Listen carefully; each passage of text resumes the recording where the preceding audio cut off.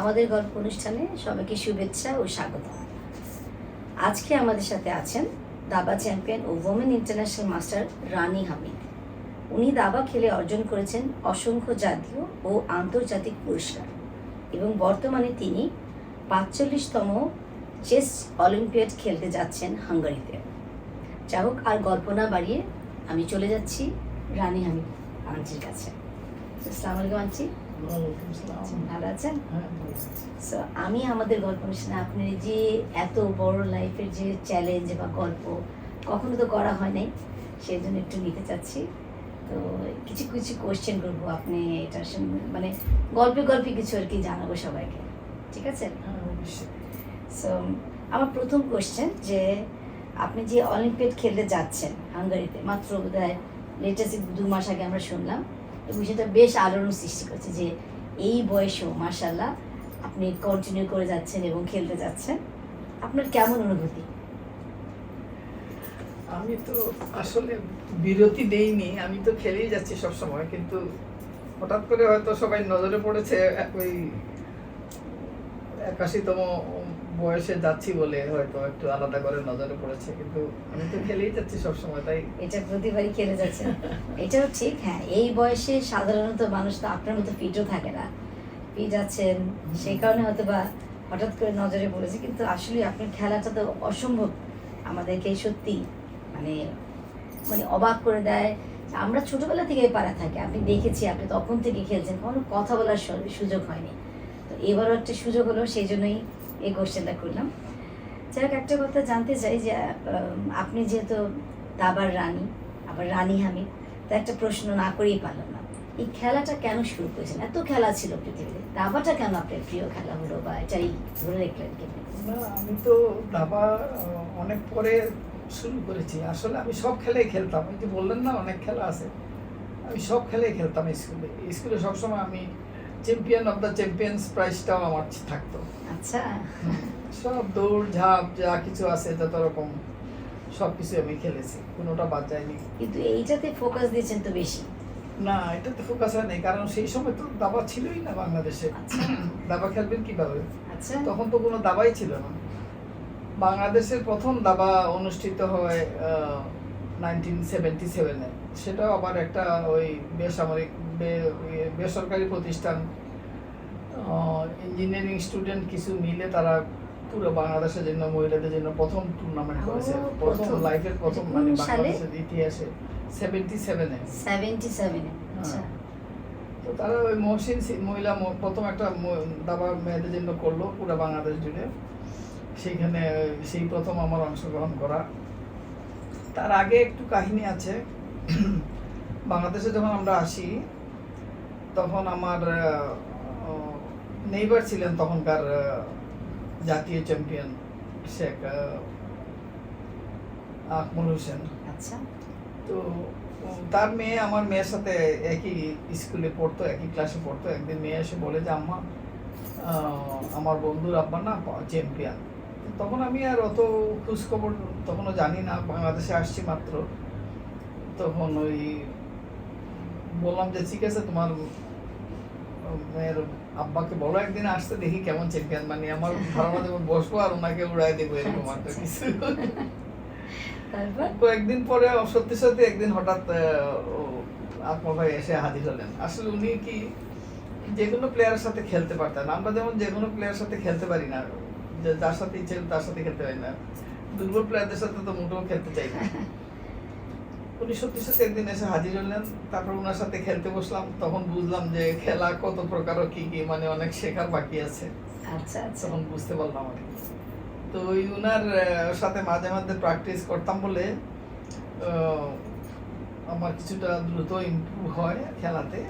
উনি আসতেন মাঝে মাঝে, সময় দিতেন, যেহেতু উনার আমার বাসা ওনার কাছেই ছিল। তো 77-এর ফার্স্ট টুর্নামেন্টেই আমি আমার হাজব্যান্ড একদিন অফিস থেকে এসে বলে যে মেয়েদের জন্য একটা টুর্নামেন্ট হচ্ছে, কারণ ও জানতো যে আমার দাবার প্রতি অনেক আকর্ষণ, খেলতে চাই, কিন্তু আমি লোক পাই না খেলার জন্য। মানে আপনি লেভেলের লোক পান না। হ্যাঁ, তখন আমি ভাবলাম যে আমি 4 বাচ্চার মা, তখন আমি দাবা খেলতে যাবো, মানে এই প্রথম আর কি একটা আউটডোরে আমি কিছু করতে যাবো, কারণ আমি পিওর হাউস ওয়াইফ। আচ্ছা। কখনো কিছু করি নাই, বাইরে বের হই নাই, তো খেলতে যাব। তো মিসেস আকমল অনেক হেল্প করেছেন, উনি সাথে করে নিয়ে গেছেন, পাশে বসে থেকেছেন। তখন ভয় লাগে নাই প্রথম প্রথম? ভয় মানে কি, তখন ভয়ের তো কিছু নাই, খেলা তো আনন্দের জন্যই খেলা, মানে হয় হারবো নয় জিতবো, ভয়ের কিছু নাই। যাই তখন গিয়ে দেখলাম যে অনেক মেডিকেল স্টুডেন্ট মেয়েরা খুব মানে মোটা মোটা দাবার বই বগলে নিয়ে ঘুরতেছে, মানে ওপেনিং বই এইসব বই যে আছে পড়তে হয়, এগুলো কিছুই জানি না যখন খেলা শুরু করি তখন। কিন্তু ওই আকমল ভাইয়ের সাথে একটু প্র্যাকটিস ছিল বলে আমি প্রথমবারই চ্যাম্পিয়ন হয়ে গেলাম আর কি। অনেক ইঞ্জিনিয়ারিং স্টুডেন্ট ছিল, মেডিকেল স্টুডেন্ট ছিল, house wife, normal school girl সবাই ছিল, সেই শুরু আর কি। যাক, খুব সুন্দর। আমরা কিন্তু একটা জিনিস খুব ভালো লাগলো আপনাদের শুনে যে মানে কথায় কথায় আসলে একটা অনুপ্রেরণা পেয়েছেন, আপনার হাজবেন্ড আপনাকে প্রথম বলেছে, এটা একটা জিনিস। আকমল আন্টির কথা আসছে। দাবায় যে অনেক খেলার ধরন আছে, আপনার সাথে সেদিন একটা কনভারসেশনে শুনছিলাম 1 মিনিট 10 মিনিট। আমরা কিন্তু যারা দাবা খেলি, সাধারণভাবে যারা খেলি দাবা, সবার ঘরে ঘরে কম বেশি আছে, কিন্তু প্রপার এখনো দাবার নিয়মগুলো জানে না। আপনি একটু শেয়ার করবেন দাবার নিয়মগুলো কি? মানে বললেন যে অনেক ধরনের আছে, কি কি ধরনের দাবার খেলা নিয়মগুলো আছে, একটু বিস্তারিত যদি একটু বলতেন। এখন যারা দাবা খেলে তারা মানে এখন অনেক সুযোগ সুবিধা পাচ্ছে। আমাদের সময় যেমন ইন্টারনেট ছিল না, এখন তো সকলেই মানে সব কিছুই মোটামুটি জানে। এমনিতে টুর্নামেন্ট, রেগুলার টুর্নামেন্ট যেটা হয় সেটা হয় 1.5 ঘন্টার টুর্নামেন্ট হয়, ক্লাসিক টুর্নামেন্ট। তুমি 1.5 ঘন্টা পেলে, আমিও 1.5 ঘন্টা পেলাম। তারপরে সে প্রতি চালে আবার ইয়ে থাকে, ইনক্রিমেন্ট থাকে, 30 সেকেন্ড করে ইনক্রিমেন্ট থাকে, তখন চলতে থাকে খেলা যতক্ষণ লাগে। এখন সবাই তো লম্বা খেলা খেলতে চায় না, অনেক সময় শর্ট খেলা হয়, যেমন 25 মিনিটের খেলা হয়। আমি 25 মিনিট পাইলাম, আমার অপোনেন্টও 25 মিনিট, 10 মিনিটেরও হয়, 5 মিনিটের হয়, 3 মিনিটের হয়, 1 মিনিটেরও হয়। তুমি 1 মিনিট, আমি 1 মিনিট, এটাও হয়। নামটা কি? ব্লিজ টুর্নামেন্ট দ্রুত হচ্ছে। আর ওটা বোধহয় স্ট্যান্ডার্ড না, যেটা স্ট্যান্ডার্ড, যেটা ক্লাসিক্যাল আমরা খেলি। ক্লাসিক্যাল, আচ্ছা। 25 মিনিট যেটা র‍্যাপিড টুর্নামেন্ট। 25 মিনিট। 3 ধরনেরই ম্যাক্সিমাম হয়ে থাকে না? তো এখন ছেলেমেয়েরা খেলে কি করে? হ্যাঁ, 1 মিনিটে কিভাবে দ্রুত চাল দেবে। আপনার এই তিনটার মধ্যে কোনটা বেশি মজা লাগে? হ্যাঁ, কোনটা বেশি ভালো লেগেছিল? আমি নরমাল খেলা খেলতেই পছন্দ করি, আর র‍্যাপিডটা ভালো লাগে আমার। ব্লিজে যেহেতু টাইমে পারি না দেখে ভালো লাগে না, মজা লাগে ঠিকই। মানে 5 মিনিটটা তবু কিছুটা পারি, 3 মিনিটটা একটু খারাপ খেলি আর কি। আচ্ছা আচ্ছা, মানে এটা খুবই ফাস্ট। এটা কি আপনি সমবয়সীদের সাথে খেলেছেন না জুনিয়রদের? না না, ওরকম কিছু না। একটা টুর্নামেন্ট যখন হয়, আপনি 7 থেকে 70 সবাই নাম দিতে পারে ওপেন টুর্নামেন্ট হলে। আচ্ছা আচ্ছা, 7 থেকে 70, মানে ওপেন টুর্নামেন্ট হলে, মানে ওপেন টুর্নামেন্ট মানে ওপেন, যে কেউ নাম দিতে পারে। আচ্ছা আচ্ছা আচ্ছা, ওইবার এরপরে প্রথমবার তো আপনাকে আপনার হাজবেন্ড উৎসাহিত করেছে, এর পরবার থেকে আপনি নিজেই কি যাওয়া শুরু করেছেন? হ্যাঁ, অবশ্যই। প্রতি বছর যখন দিত, তারা প্রতি বছর যেতাম।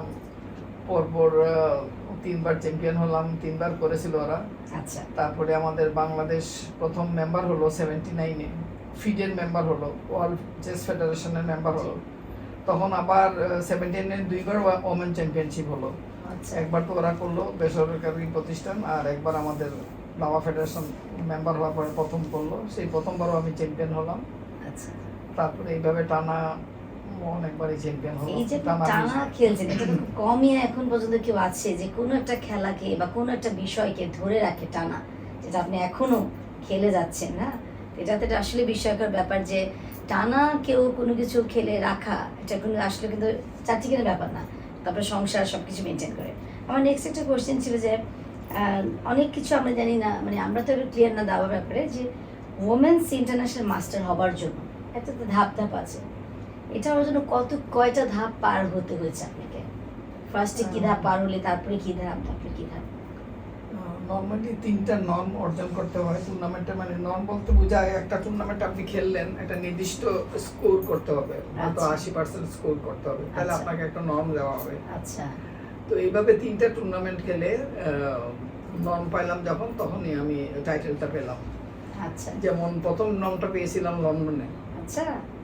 খেলা যখন লাস্ট রাউন্ড খেললাম, আমি একটা স্পেনের একটা স্ট্রং প্লেয়ারকে হারালাম। উনি প্রায় 2400 রেটিং ছিল, ওমেন গ্র্যান্ড মাস্টার, স্পেনের women grand master, champion women grand master.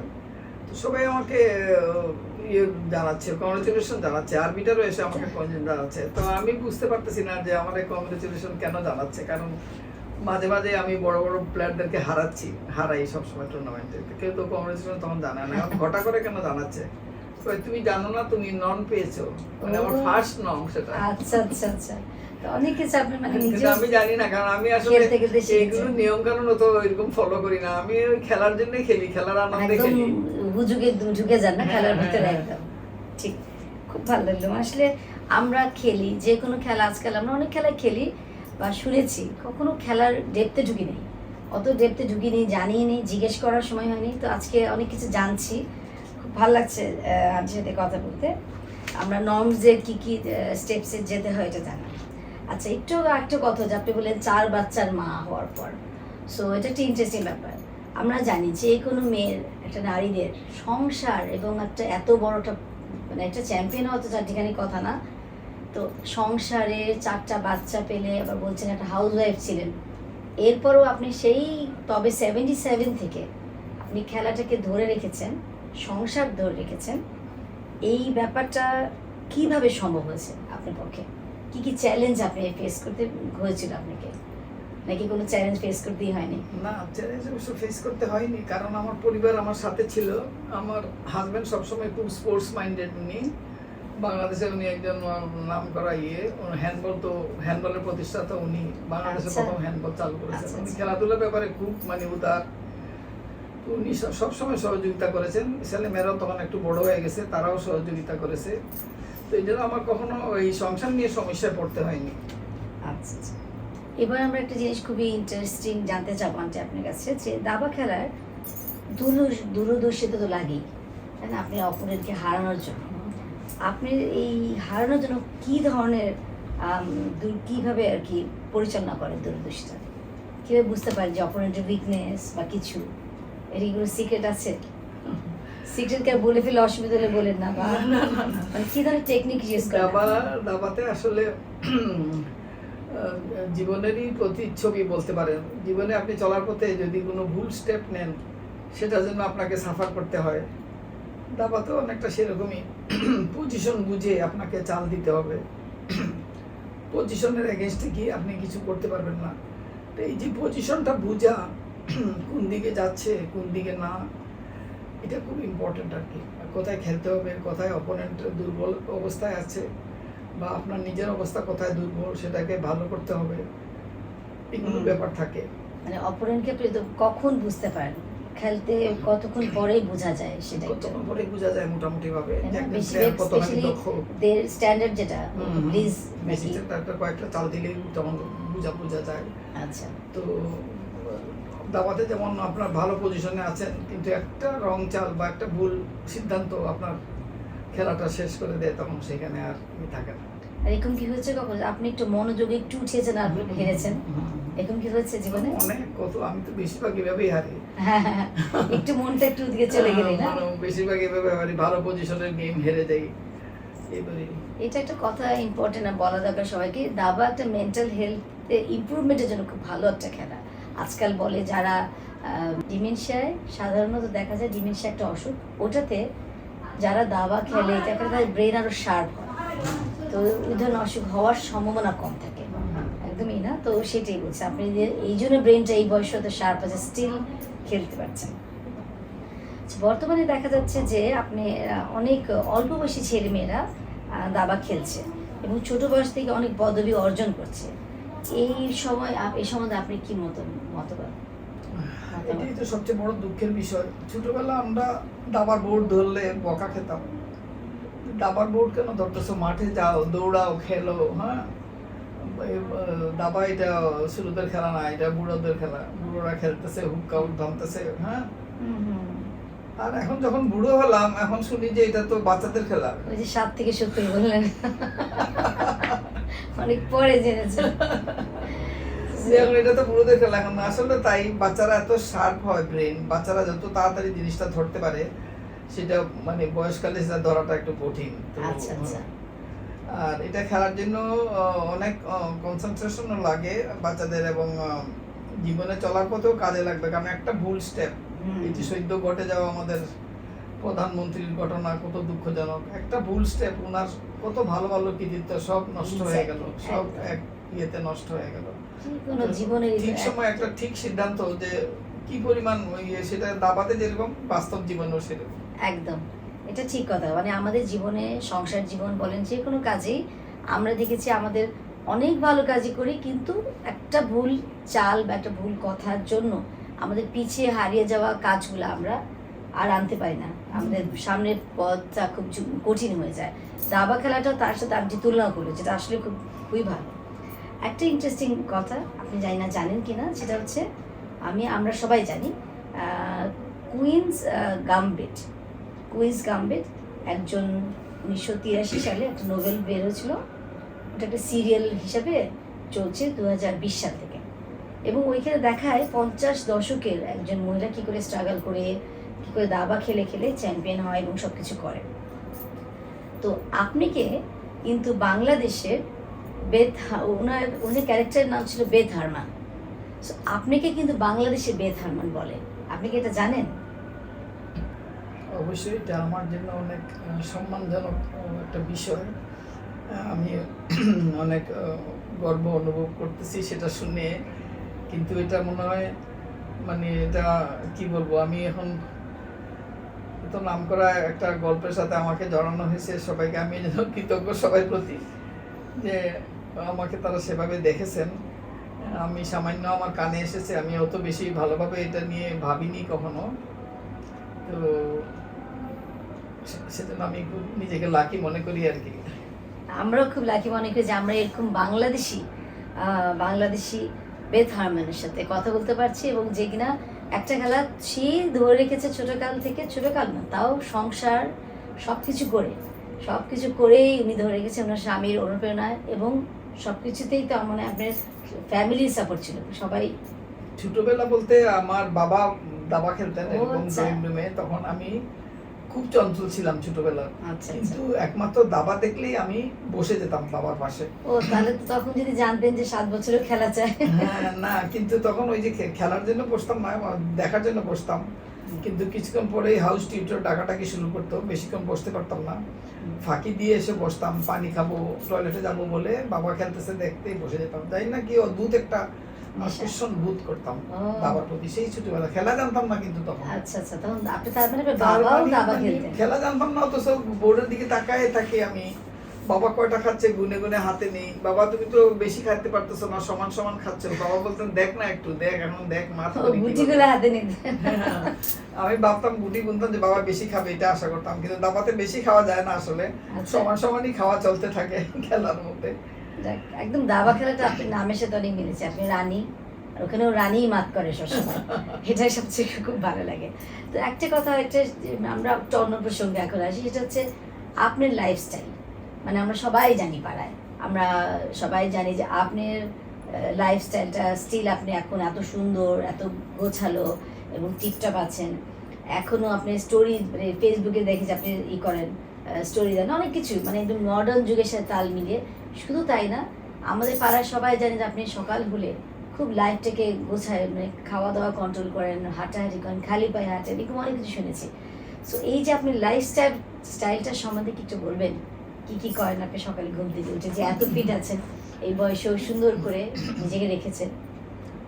আসলে আমি কোনো নিয়ম ফলো করি না, বা যেটা বললেন না কোনো মানে কোনো রকম পরিকল্পনা করে কিছু করি না। যখন খুশি ঘুমাই, যখন খুশি উঠি, যখন খুশি খাই, আমার কোনো টাইম টেবিল ঠিক নেই।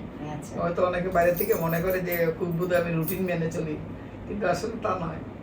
রুটিন আমি মোটেও মেনে চলি না। মানে আমি অনেক সময় দেখা যাবে রাত দুপুরে ডিনার করছি, অনেক সময় দেখা যাবে দুপুরবেলা ব্রেকফাস্ট খাচ্ছি, এরকম আর কি, খুব অনিয়মের মধ্যেই থাকি সত্যি কথা। কিন্তু আপনি সকালে যে খালি পায়ে হাঁটেন, হাঁটতে গেলে খালি পায়ে হাঁটি, আমার মেয়ে শিখিয়ে দিয়েছে যে খালি পায়ে হাঁটলে চোখ ভালো থাকে, ঘাসের উপর হাঁটলে চোখ ভালো থাকে।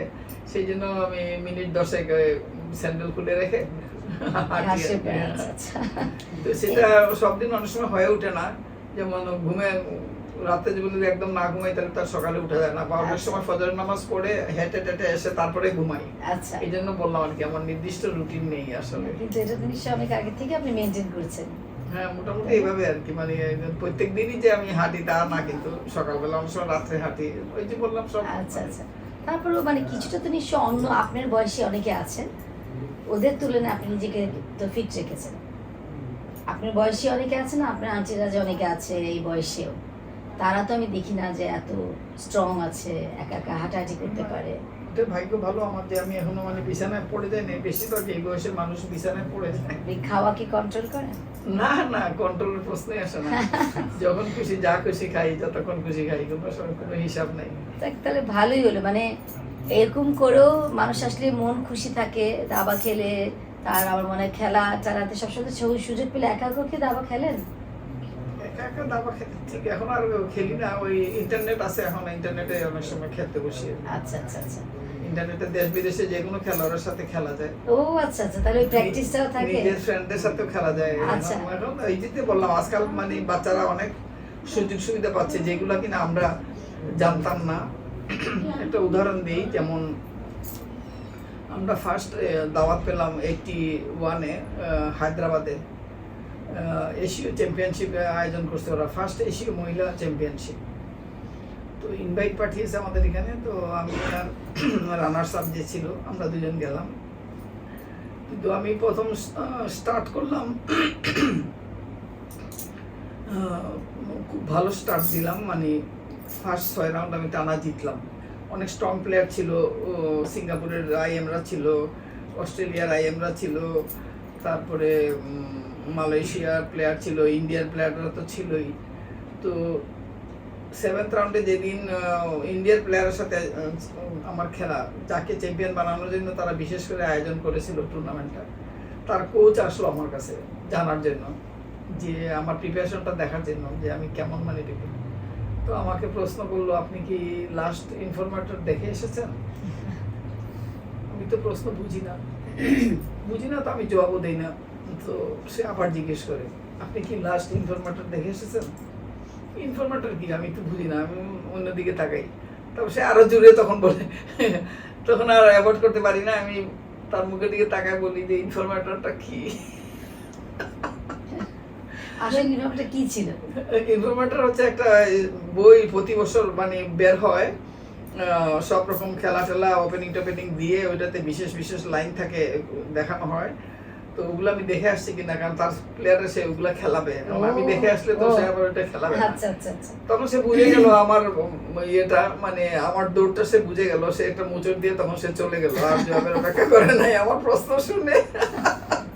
তাহলে দেখেন একটা জিনিস খুব ভালো লাগলো ওনার কনভারসেশনে, যে শুরু থেকে উনি কিন্তু একটা কথা বলছে, দেখেন যখন উনি খেলতো ওর বাবাকে, বাবার খেলা দেখে তার কিছুটা ভালো লাগতো, বুঝতো না। তারপরে ইয়াংদের সাথে খেলেছে, স্টিল এখন আবার অনলাইনে খেলে। তারপরে ওনার সংসার সব ঠিক রেখে উনি 4টা বাচ্চার মা হওয়ার পর সংসার করে হাউসওয়াইফ থেকে একটা বিরাট এক চ্যাম্পিয়ন। মানে আসলে ইচ্ছা থাকলে উপায় হয়, ওনার গল্পে এটা আসছে। আর বইয়ের কথা যখন বললেন, সামনে আমাদের কাছে বই আছে মজার দাবা খেলা, উনি শুধু খেলেই না, উনি বইও লিখে, লেখা আছে রানী হামিদ। এই বইটার সঙ্গে একটু বলবেন? এটা একটা ইতিহাস আছে। ইতিহাসটা এরকম যে আমার স্বামী বললাম না, উনি তো স্পোর্টস লাভার খুব বেশি।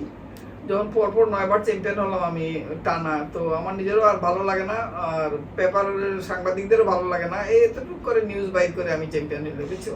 হারলে একটু বড় করে বের করে ছবি টবি দেয়, যার সাথে হারলাম, যদি হারি আর কি। তখন তো হারতাম না কারোর সাথে, পরবর্তীকালের কথা বলতেছে কি, যখনই কারোর সাথে হারতাম বিরাট নিউজ করতো, অনেক ইয়ে করতো। তো আমার হাজবেন্ড বললো যে তুমি মেয়েদের জন্য বই লেখো, মেয়েরা মানে কেন ভালো করতেছে না, ইয়ে করতেছে না। তো আমি তো একটু অলস প্রকৃতির একটু ছিলাম আর কি। তো আমাকে লিখতে বলে আমি তো আর লিখি না, আমার হাজবেন্ড তখন নিজেই লিখতে বসলো। বইটা আসলে বলতে গেলে আমার হাজবেন্ডেরই লেখা বলতে গেলে। আচ্ছা। হ্যাঁ, আমার হাজবেন্ডেরই লেখা বলতে গেলে, কারণ উনি সব বই থেকে ভালো ভালো জিনিস সংগ্রহ করতো, তারপর আমাদের ফোর্স করতো যে কয়েকটা খেলা দাও, তারপরে এই দাও সেই দাও, কয়েকটা ওপেনিং দাও, বাধ্য হয়ে আমাকে দিতে হতো তখন আর কি, বসে বসে। হ্যাঁ, এই দেখা, তারপর ইয়েতে ওই যে পাবলিশ করতে গেলে যে আবার ইয়ে করতে হয়, কাজ করতে হয়, দেখতে হয়, কারেকশন করতে হয়, এগুলো সব উনি বসে বসে করতো এগুলো, মানে এত ধৈর্য ছিল আমার হাজবেন্ডের, মাশাআল্লাহ, অনেক তো যেমন আসলে উনি মানে যেটা উনি বলতে real- পারবার যে বিশাল সাপোর্ট তো অনেক দেখছি না। না, উনি রিয়েল স্পোর্টস লাভার ছিল। উনি আমাকে সাপোর্ট দেওয়ার জন্য নয়, উনি দেশের উন্নতির জন্য, মানে দাবার উন্নতির জন্য, আচ্ছা মেয়েরা যাতে উন্নতি করে। কারণ ওই সময় হয়ে যাচ্ছে কি, ওই দাবা খেলতে আসতো মফস্বল থেকে অনেক লোক, কিন্তু দাবা চাল দিয়ে লিখতে পারতো না। ও, মানে চাল দিয়ে তারপর লিখতে হয় যে আপনি কি চাল দিলেন, সেটা তো রেকর্ড থাকতে হবে, ওটা লিখতেও হতো। লিখতে হবে। তো আচ্ছা, মানে আচ্ছা। গেমগুলো আসলো কোথা থেকে? তার মানে দাবার- দাবাটা একটু এডুকেশন লাগে, হুম। মানে দাবাতে একটু শিক্ষাগত যোগ্যতা লাগে। অবশ্যই অবশ্যই। প্রতি ঘরের নাম আছে, আপনি এখন গুটিটারও প্রতি গুটিরও নাম আছে, আপনি এখন কোনটা কোথায় চাললেন সেটা যদি রেকর্ড না করেন, অনেক সময় একটা পেস লাগলে আপনি প্রমাণ করতে পারবেন না যে আমি এটা দিছিলাম বা ওটা আচ্ছা। দিছিলাম। তো কেউ লিখতে পারতো না, তখন দাবা ফেডারেশনের অফিসিয়াল বলতো ঠিক আছে আপনি টিক মার্ক দিয়ে যান কত চাল হলো। আগে অনেক সময় 40 মাস চালের একটা কন্ট্রোল ছিল, আচ্ছা আচ্ছা যে এত সময়ের মধ্যে আপনাকে 40 চাল দিতে হবে। কারণ আচ্ছা। আপনি এক চাল নিয়ে বসে থাকবেন আর আপনার অপোনেন্ট ঘামতে থাকবে, এটা তো হ্যাঁ, হয় না, হ্যাঁ, তাই না? হ্যাঁ। আচ্ছা বাধ্যতামূলক 40 সাল আপনাকে দিতে হবে, না দিতে পারলে হেরে যাবেন। তো যে টিক দিয়ে যাও, টিক দিয়ে যাও, টিক দিয়ে যাও। তো এই বইটা আমি যখন বের করলাম তখন 6 মাসের মধ্যেই দেখা গেল কি এখন সবাই লিখতে জানে। আচ্ছা। কারণ আমি শিখাই দিলাম এখানে। এটা কোন ইয়ারে বের হয়েছিল প্রথম সংস্করণ? প্রথম সংস্করণ দেখি কেন লেখা আছে। 82 সালে মনে হয়। জি এই ভুলে গেছি। হ্যাঁ 82 সালে। এটা প্রথম সংস্করণ ছিল 82 সালে, তাহলে তো অনেক আগে। এখন আপনি ওই কয়েক পৃষ্ঠা উল্টান, এখানে লেখা আছে হ্যাঁ। এই যে কিভাবে আচ্ছা, প্রত্যেক আচ্ছা। গুটির নাম কিভাবে লিখতে হবে সব বা নাম। ছবি টবি সহ আছে। হ্যাঁ, যারা তো দেখতে পাচ্ছে না, কিন্তু এই বইটা যদি বাজারে কি পাওয়া যায় বইটা এখন? বইটা বাজারে অ্যাভেলেবল এবং এই এটা খুব বইটা- পপুলার বই। মজার এটা- খেলা দাবা, রানী হামিদ লেখা। এটা কলকাতায়ও খুব মানে আচ্ছা। চলতো। কলকাতায় গেলেই কোচরা বলতেন যে বই নিয়ে আসো, বই নিয়ে এসো তখন। এবং খুব সহজ বাংলায় এটা লেখা হচ্ছে, কেউ যদি চান দাবা খেলা শিখতে। একটা কথা প্রসঙ্গে তো অনেক কথা এসে গেল যে একটা বই, তাছাড়া একটা জিনিস খুব ইন্টারেস্টিং আসলো যে একটু দাবা খেলার জন্য একটু বেসিক এডুকেশন, শিক্ষাগত যোগ্যতা লাগে, তাই না? তাই। মানে এই চাল চেলে যে নাম্বার লিখতে হয় এইসব জানতাম না, অনেক কিছু তো আর কি। চাকরি লিখতে হয় যে জানতাম না। সেটাই। আমি নিজেও তো সেরকমই ছিলাম অনেকটা, যাক ভালো। পরে জানতে পেরেছি। তো যাই হোক, আমাদের অনেক ভালো লাগছিল ওনার সাথে কথা বলতে, মানে প্রত্যেকটা মুহূর্তে অনেক কিছুই কথা এসে যাচ্ছিল।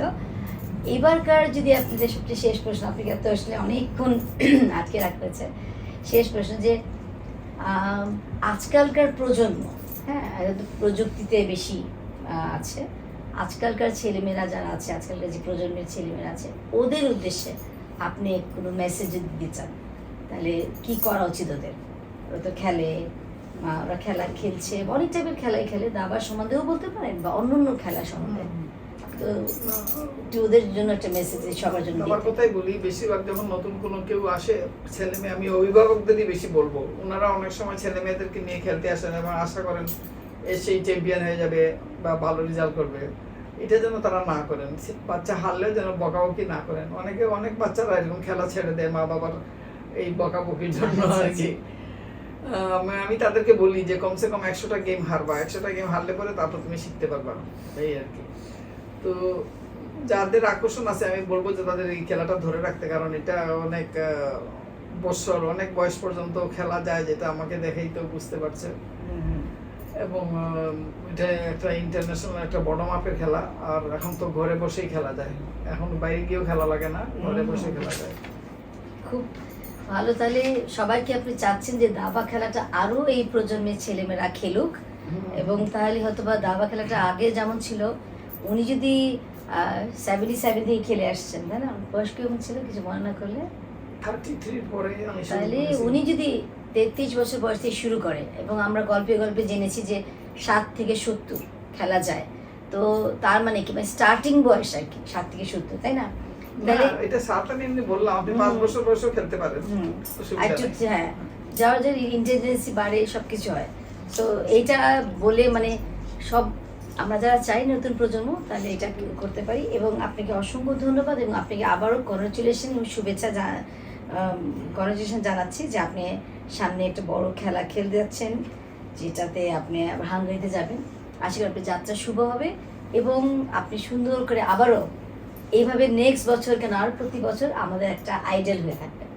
তো সবাইকে ধৈর্য সহকারে শোনার জন্য ধন্যবাদ। তো ওনার জন্য ছোট্ট একটা গিফট নিয়ে এসেছিলাম, একদম ছোট্ট একটা টোকেন, জাস্ট আপনার জন্য জানি আপনাকে কি দিব, আসলে দেওয়ার মতো কিছু নাই, জাস্ট একটা টোকেন। এখানে যেহেতু উনি সংসার খেলা সবকিছু মিলাই রেখেছে, একটা লিখা দিলাম।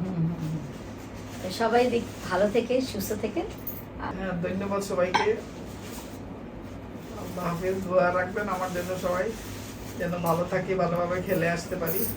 হাঙ্গেরিতে অনেক দূর দেশে যাচ্ছি। খোদা হাফেজ, সবাই ভালো থেকেন সুস্থ থেকেন।